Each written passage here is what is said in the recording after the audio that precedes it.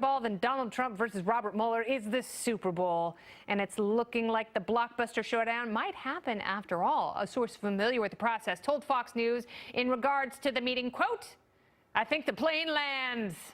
And all of this comes as ABC News, reports that the president's former lawyer, Michael Cohen, has participated in multiple interviews with special counsel and is also cooperating with a separate New York State probe into the inner workings of the Trump family charity. Yesterday, former FBI director turned emo poet James Comey told NPR he thinks the Mueller probe is, quote, "in the fourth quarter." It's heavy, bro. So who's getting a Gatorade bath when the clock runs out?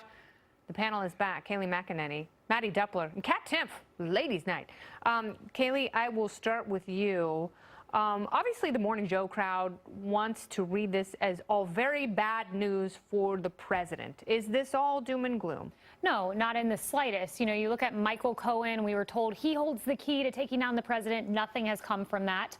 Papadopoulos, we were told as soon as he testifies, we'll find that missing collusion puzzle piece. Nothing. Same with Paul Manafort. Nothing. Millions of pages of documents have been reviewed, dozens and dozens of witnesses. We found no collusion. There won't be anything found except an exoneration of the president and an indictment of Democrats for leading this whole charge from the very beginning. All right. Do you share her optimism? I realize that she's a spokesperson for the Republican National Committee, so she may have a slightly different stance. Well, but I think that really, some of it doesn't matter to some extent. What matters now is the timing of things. We're 47 days out from the midterms. Democrats, once again, see everything as their silver bullet. They always think they've got that next indictment coming that's really going to be the thing that drives people to the polls to vote Democrat and turn over Donald Trump.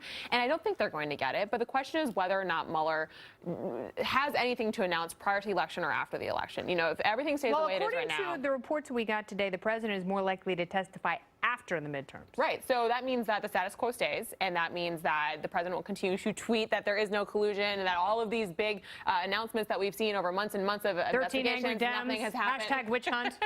So to that extent that it doesn't do anything to affect the midterms, and hopefully Republicans can run on their vision for the country. And then that means that after the election, the president gets to finally exonerate himself by sitting down or writing to Mueller, and we're done with this whole probe and we can move on as a country. I think that is the best case scenario right now. Do you think the country wants to move on, or do people really love this drama? I mean, do they love the idea that every day is a new episode? Could you imagine if you didn't have to wait an entire week when you were a kid for the next episode of Hannah Montana? Oh, I'm not that young, but thank you. For me, it was Full House. If I took a bath on time, I got to watch Full House. Isn't that right, Dad? I know you're watching.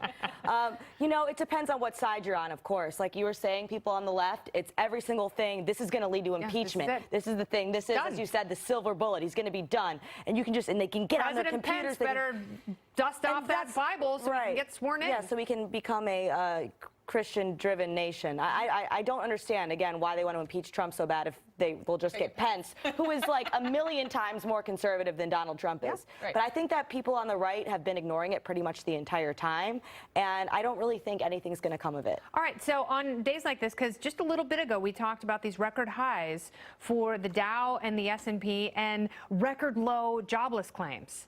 So how does that factor in against the Mueller investigation? Well, our polling indicates that issues are what is going to drive this election. Our polling also indicates it's not enough to go out there and just say the economy's good. Yeah. We have to go out. There's a level of apathy with Republican voters. Sure. We have to say these are the stakes. If Nancy Pelosi takes over, the economy is reversed. Deregulation is reversed. We depend on Congress for part of that. Your middle-class tax cuts are gone. It will reverse everything. So that is what needs to be said, not just the economy's good. This is a sideshow. The economy's good. Democrats will take that away from you. And that's why Democrats are struggling so much going into the midterms, I believe, because they don't have a vision to give to the American people. Instead, they have their next crisis that they're trying to convince the American people is a big deal. To your question earlier to Kat, Americans aren't paying attention. They don't really care what Mueller's doing day and day. This is a Northeast corridor sort of argument that Mueller has someone new that he's going to interview, and that's going to be the next big bombshell. Americans are running their businesses, feeding their families, and care about what they're doing day to day. And they're better off now than they were a year ago as a result of the tax cuts and deregulation and everything else that we've seen come out of the Trump administration.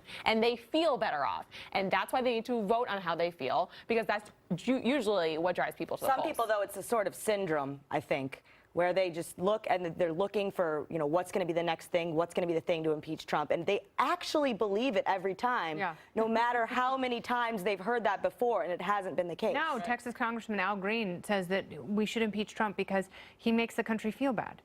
Yeah, that's not a thing. It's not a high crime or misdemeanor last time I checked. It's not a thing. It's not. Man, you don't want people doing, you don't want bad people doing bad things. You don't want bad people running the country. But someone you don't like, you can't just take them out because... Impeachable on the grounds of I don't like you. Yeah, I've never heard Brought to you by President Clinton for America. Thank you so much. What a fun night. All right, Thank you. Mattie and Kaylee, good to see you all. Topical Storm is next. Please stay tuned.